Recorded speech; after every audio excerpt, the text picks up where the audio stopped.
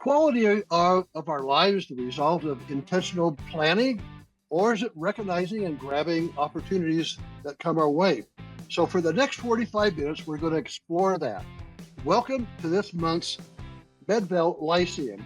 I'm Jim Trounson, mayor of our little virtual healthcare town, where we invite our guests and friends to gather to learn and talk about a topic that will help them to deliver better health to their communities. We stole this idea from another town, ancient Athens, offered lyceums so presenters like Aristotle would share ideas with their citizens. We do the same. It fits into our mission to connect and support those who can make a difference, to make a big difference.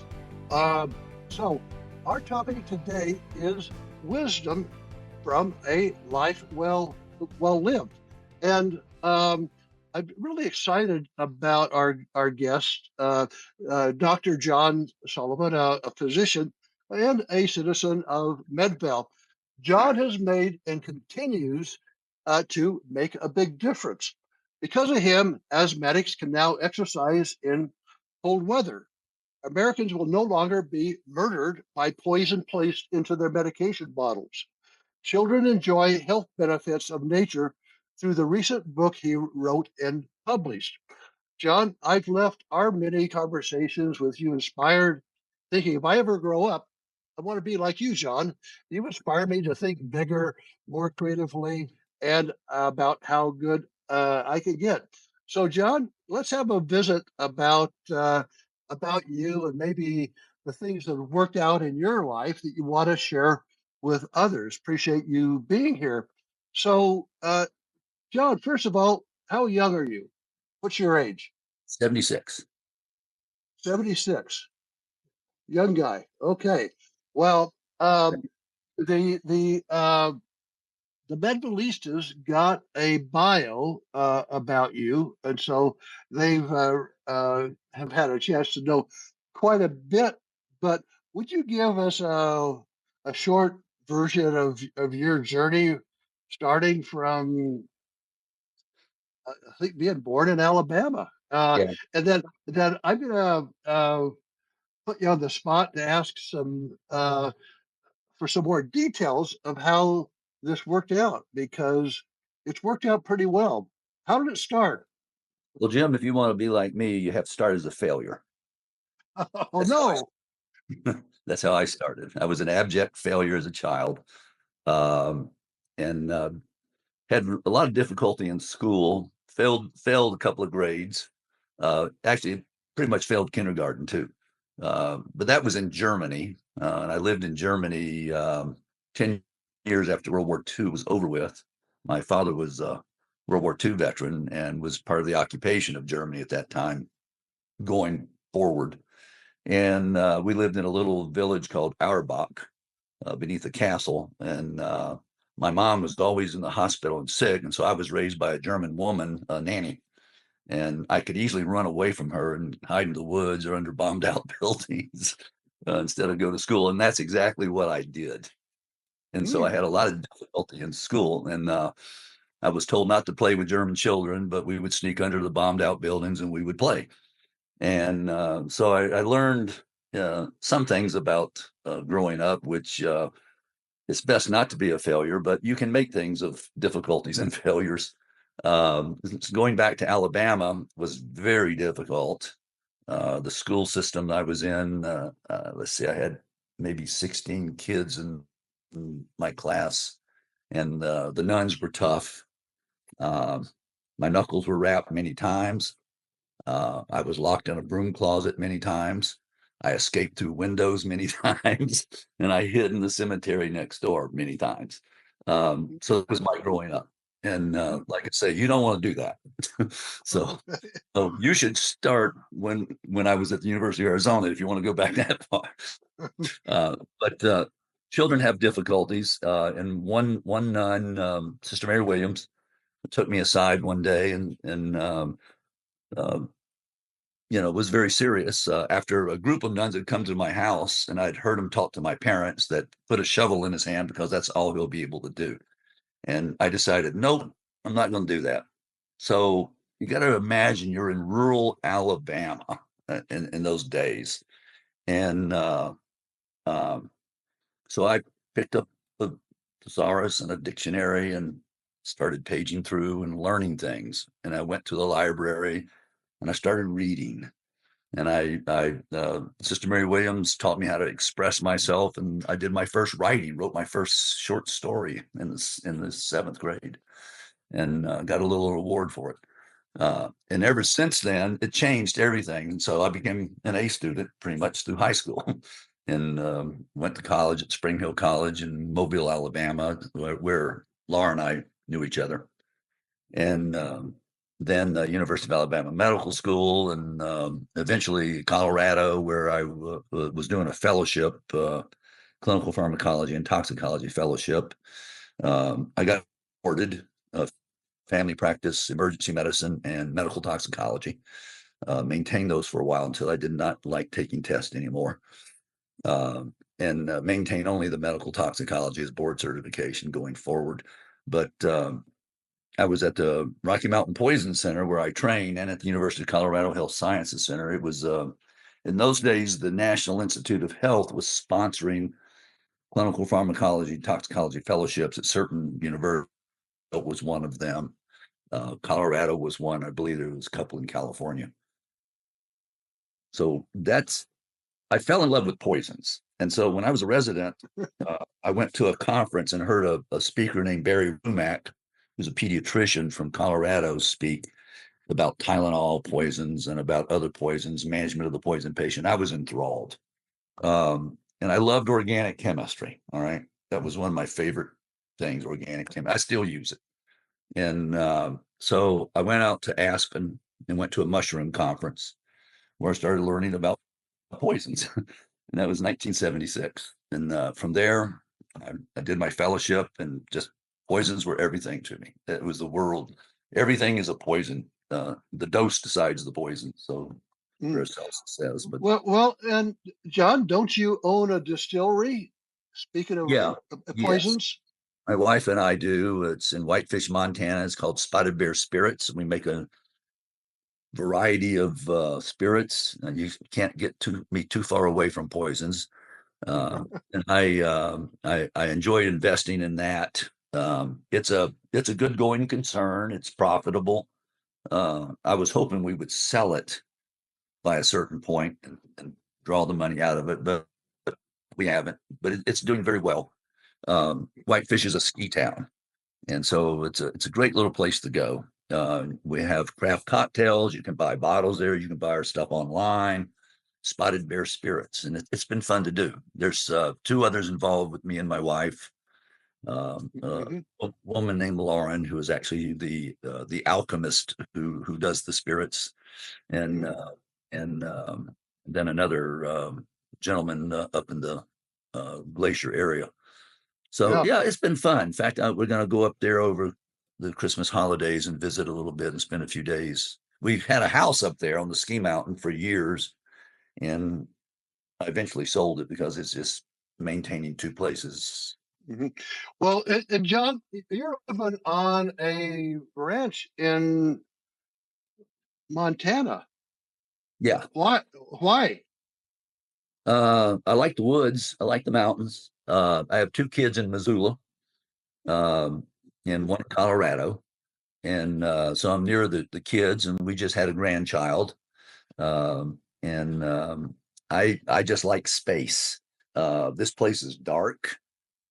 There's every image in the children's book is an image of a critter on my road. So you'll see mountain lions, of various sizes. You'll see bears, you'll see cubs, you'll see foxes, you'll see, coyotes, you'll see wolf. All of that's on my road and around me. I had a mountain lion living about 50 yards up the hill here for about 5 years. Oh, she was there, but the mountain lion in the book is that mountain lion who's always traveled here but never shows herself until one day she did. Yeah. Well, John, I want to talk about your professional life as well, and in looking at well, as I've been busy with it, you said that you became the um, the unlikely and unintentional CEO of a 500 doctor physician group, not a 500 provider group, but a 500 physician group. Right. And so, how did that happen if you didn't mean to do it? Oh, well, I became in 1989 the first medical director of university physicians. Those of you who are familiar with academic medicine, most academic medical centers have something called a University Physicians Inc., UPI. Uh, and that is the physician billing and collection arm. And then they have the hospital, which is generally separate from the physicians. And then they have the university, which is a separate entity. So there's three entities at the University of Arizona, just like there were at the University of Colorado and a lot of universities. And so the physician group had a medical director. They they had to form this organization because physicians were losing money. I mean, they wouldn't bill a patient, or they would overbill a patient, or they would write a statement on an envelope and give it to the patient, and this sort of thing. So it needed organization. So it became organized, and the urologist who was the first medical director retired, and I applied and was selected as medical director. By 1992, and we had an executive director, so we were co-equal reporting to the board of directors. And in 1992, he got precipitously let go because of conflicts and things with the board and so forth. Hospital, it was kind of messy, and so they turned both the medical directorship and executive directorship over to me at that time. So I became both of those people. Uh, uh, Well, and if I remember right, you never stopped seeing patients. Is that I a was, good idea? Because for all of our physician executives, a lot of them are wrestling with this. At what point don't I have time to do clinical care? But what led to your decision not to stop? okay. Um, when I was medical director, I was still in the emergency department at half time. When I became executive director and medical director, I chose some shifts in the ER that I wanted, Hmm. just maintain proximity to the clinical atmosphere of what's going on around me. Uh, Hmm. so yes, and even as I went further through my career, I never gave up being on call for the poison center, which is you were on call for a week, 24 hours, 7 days a week for a week or two, uh, and would be called in the middle of the night and things. So I didn't want to give that up, and I didn't. And I maintain a toxic exposures clinic 1 day a week, and saw occupational environmental exposures, which was part of the fellowship teaching. I gave up. I ran the fellowship, the clinical toxicology fellowship. I started it and I ran it up until I couldn't do that. And I handed that over to one of the fellows I had graduated at that time. And then she ran the fellowship, but I stayed on call. Um, but no, I wanted to have my hands in the clinical mixture for a couple of reasons, in my own opinion: believability to the doctors and nurses around me, that I knew what was happening in the organization. Hmm. And that was valuable for me. It was hard to do that because I still, would work 12 hours a day as executive director, medical director, and then maybe on a weekend do emergency medicine for a 12-hour shift. I want to get into your toxicology world a little bit more because you got drug into the 1982 cyanide Tylenol murder case in Chicago. Can you tell us about your involvement there and what came of it? Yeah, that was I was in Denver at the time. It was 1982, and I was on call, and got a call from a Chicago emergency department, who said, "I've got four young people all in cardiac arrest, severe acidosis, hypotensive." That's odd. Young people just don't do that. And he wanted to know my thoughts on what it could it be something? And I said, well, I've seen cyanide cases. I've seen people kill themselves with cyanide, poison with cyanide. So I'm familiar with it. And I think this is a cyanide picture in young people. They've got three clinical signs: the severe acidemia, which cannot ever be corrected, the hypotension, the cardiac arrest, and so check that. Well, the cyanide levels were sky high.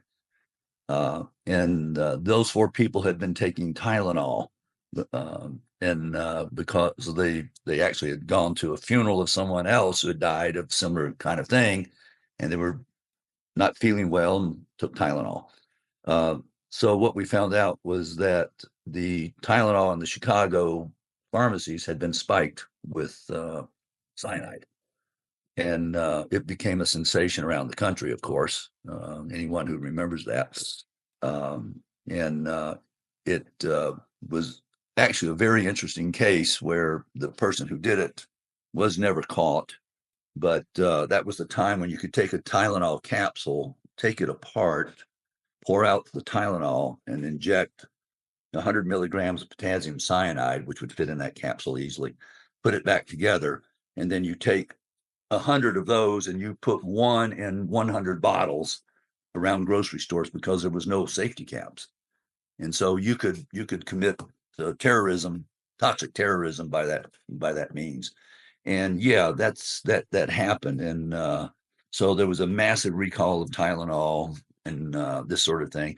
But that whole situation resulted in safety caps being put on bottles. So when you struggle with a safety cap that's on a bottle, that's why. The guy who did it, the whole story is fascinating. And I do a seminar called Poison Potpourri, which describes everything in this case, all the way from, he actually wrote a novel about poisoning people. You know, he was arrested by the FBI. They couldn't hold him. He got loose. He's still out there. But anyway, to me, one of the more interesting parts of that story, and it's still going on, it was reviewed by, I think, Newsweek or something like that not long ago, the whole story. There was a young woman still hanging on, and I got called again by the critical care person. Said, "Look, she's probably not going to make it, but give her the antidote." They hadn't given her the cyanide antidote. All right. They said, "Well," and I said, "Why haven't you?" They said, "Well, the University of San Francisco said not to give it. It won't do any good." I said, "Well, it costs 10 cents and it probably won't do any good. But when you face the parents, the girl, and they ask you, did you do everything? Are you going to say, yeah, I did everything but the antidote?" And what happens if there's a legal situation that comes of this and they find out you didn't give the antidote? And we had that discussion. It was a lengthy discussion. And they did not give the antidote and she died. And that is one of the unknown things about that whole Tylenol mess is the lack of giving the antidotes once they knew it's a safe thing to give. But it became an academic struggle between Rocky Mountain Poison Center and the University of San Francisco Poison Center. Yeah, she probably wasn't going to make it, but you can save a few people by that antidote. Now that antidote has changed. That's the old antidote. Hydroxycobalamin is the new antidote. It's a vitamin B12. John, you've had a fascinating life with a lot of medicine, but other things too that you mentioned. I want to make sure that we get around to your work with Cold Mask. Okay. So, would you talk about that for a little bit because that's made a big difference for a lot of people. Sure. I have asthma and I love skiing. And so I was on the backside of a mountain up in Whitefish on a 8-degree day.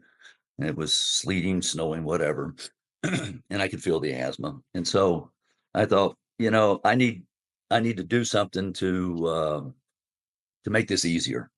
And so I did some research on face masks and looked at some of the recommendations from the American College of Sports Medicine.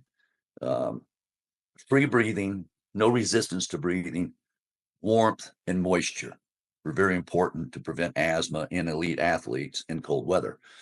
And so I invented this mask. So I should get it. I can show it to you. It's a small chamber that fits around the face. It's so intuitive. What do you do if you go to a football game and it's cold? You're warm. And that's exactly what this does. It's medical grade polyurethane that hydrogen bonds water to the inside. And so your humidity on the inside of that mask is about 89% all the time, no matter what the humidity is outside. We have a valve on it that we tested for pressures. It is totally breathable, no resistance to breathing. And if it's minus 72 outside, it's plus 59 degrees on the inside.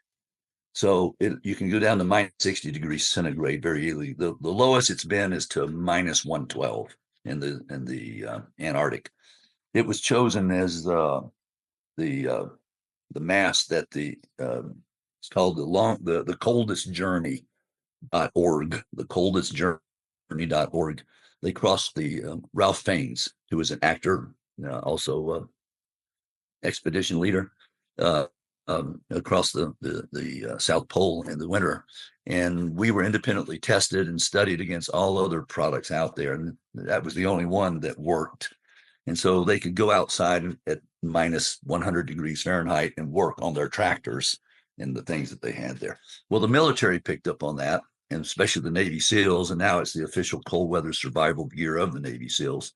And some investor friends of mine wanted to turn this product into a company. I just wanted to sell it and get it off my back. But we turned it into a company, and it's turned into quite a nice little company for my son who runs it. It's based here in Missoula.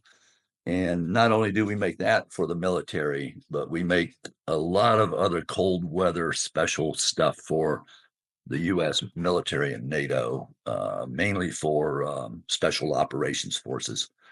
And so that mask is on the face of the UK Royal Marines, the Germans, Ukrainians, the Swedish and Finnish and Norway special forces. And so it's getting around. And one of the things we did in Germany when I was there last week is met with some people from London who have a company that actually do buy our product for the Royal Marines. And so that company is called ColdAvenger. You can find it on the internet, ColdAvenger. And we make a variety of different products. We used to sell online. We went to the military because retail sales are really hard. REI just wants prices so low. Amazon wants prices so low. We have a price. Our cheapest mask is $35. Okay, that's not bad. But we have a patent on the technology of how that mask works.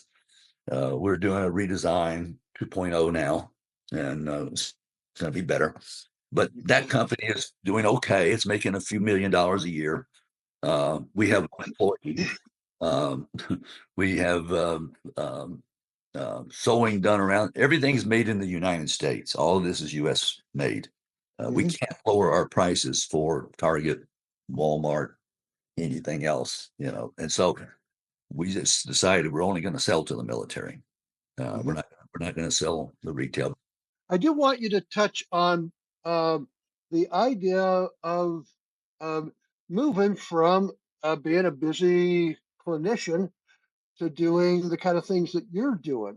You talk about the half-life, you talk about being gradual, you talk about a lot of people just don't amass the money to do this well. So what advice do you have for the world out there going from a 2.0 busy day job to whatever else might follow that? Well, one of the things that I did is I maintained my expertise in toxicology. So when I made my transition, I wasn't consulting on managed care or quality assurance, but I did a lot of that and bought and sold a lot of lives uh, through the university system. Uh, I continued my toxicology so I could consult on something that I knew because there was 25,000 of me that bought and sold people in managed care and insurance markets. Why me? But toxicology, I was identified and I actually was wanted. And so it became easy to transition and move away from being an associate dean of clinical affairs and chief medical officer and CEO in this into something that I did before, during, and after. My Mhm. identity was not a manager or a CEO. My identity was something else, despite the fact that I did that. And to go back to that a little bit, I was the incident. It wasn't, when I took over, I had to basically save university physicians from the onslaught of the state and everything else that was going on. So I had to pick out a very good CFO and a very good COO, which I did.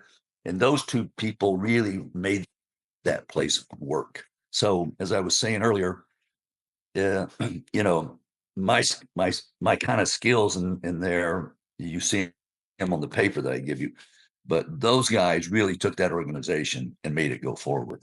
Um, particular one in particular. And so my transition was easy. I just recommend that you start developing some diversity early on in your career.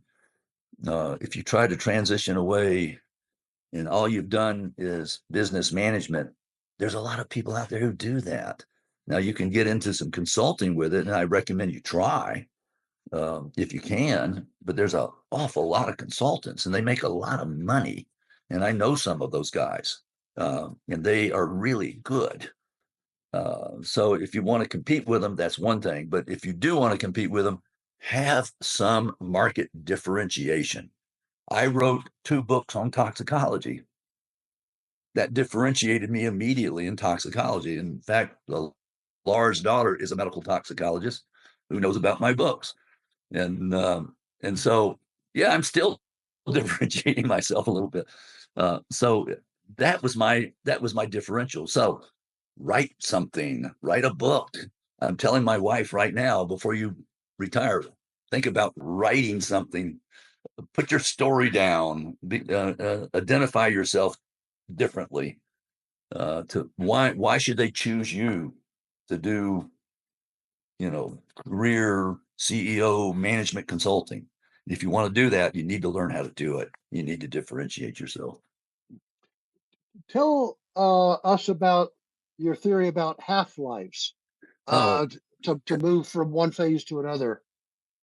yeah. A half-life in pharmacology means the following. It takes 5 half-lives for 90% of a drug to leave the body. So when I have a comatose patient in front of me, and I know that it's a SSRI or a tricyclic antidepressant or whatever, I know the half-life of that. And so I know that person ought to change within 2 half-lives. If they don't, then something else is going on also.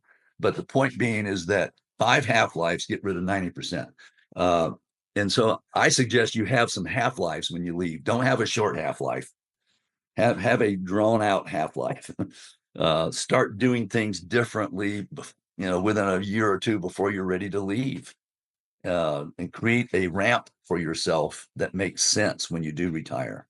Uh, I stayed busy doing so many different things, and it never hurt me. Mhm. All right. Well, thanks. And uh, John, tell us about any advice you've got for us to plan for the life that you've had. You're pretty happy with it. It looks marvelous. So, in closing, what how did that work out? What would you suggest to us as we move through the different phases of of our life? You talked about do it kind of gradual. Think about the half life of our identity.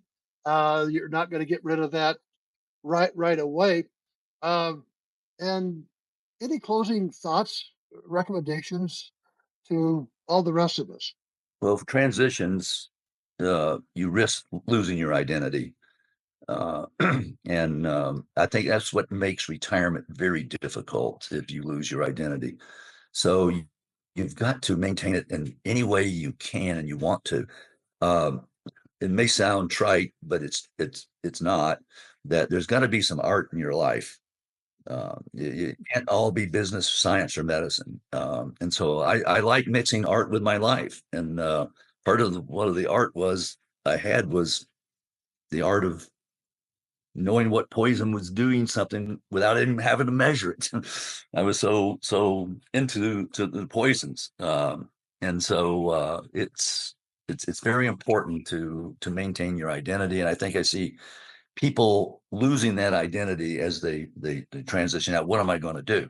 The other thing is make sure you're financially able to retire. It takes a lot of money. It's not easy to just do nothing all the time. Have enough money put away. At least in the United States, it's very difficult. And we know that as you move into 65 and older and move through your career, you do have right now some safety nets, but you've got to have more than that. The other thing I like doing, I like investing. I'm invested in technology. So I study technology and I have an investment fund that I use. I embedded a Roth IRA into my 401k. And so I have this hidden Roth IRA with money in it that I use for investment. And that money comes back into there and it's not taxable. So that's a vehicle that I use to do my investments. And it makes a lot of financial sense to do that, because otherwise you're going to be paying taxes on your investments. Yeah. The investment I'm in right now is sepsis, IntelliSepsis, which is the Cytovel's sepsis detection system. It has a 97.5 negative predictive value and gives you a range of whether a patient is septic or not when they're in the ER. It's a 10-minute test and it's being used now through various hospitals. It's FDA approved. I got into it about 5 years ago and went through the FDA approval.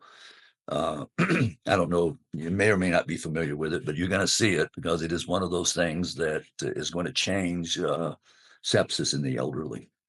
Yeah.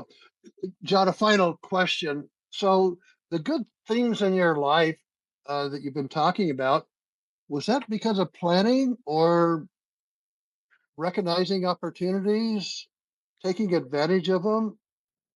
I think it's like you said, it's recognizing opportunities and taking advantage of them. Uh, Mhm. and you recognize, like I did with the mask, that I can make something that keep people safe at -72. But my goal was the invention I needed around my face. The Mhm. sepsis thing, that was approached with the technology of that, which is microfluidics and AI reading of deformed white cells 6 years ago. And Mhm. that made sense to me 6 years ago. Um, Mhm. and so I think it's important to look at those opportunities. Unfortunately, when you're always looking at balance sheets and you're always looking at numbers and this sort of thing, you don't see those opportunities all the time. Mhm. Yeah. Well, John, thank you so much for an informative and inspirational visit here. Those of you that want to get hold of John, his email will be on the final slide of this recording that you'll see. So, John, thank you. We are inspired and look forward to seeing you around. All right. Thank you.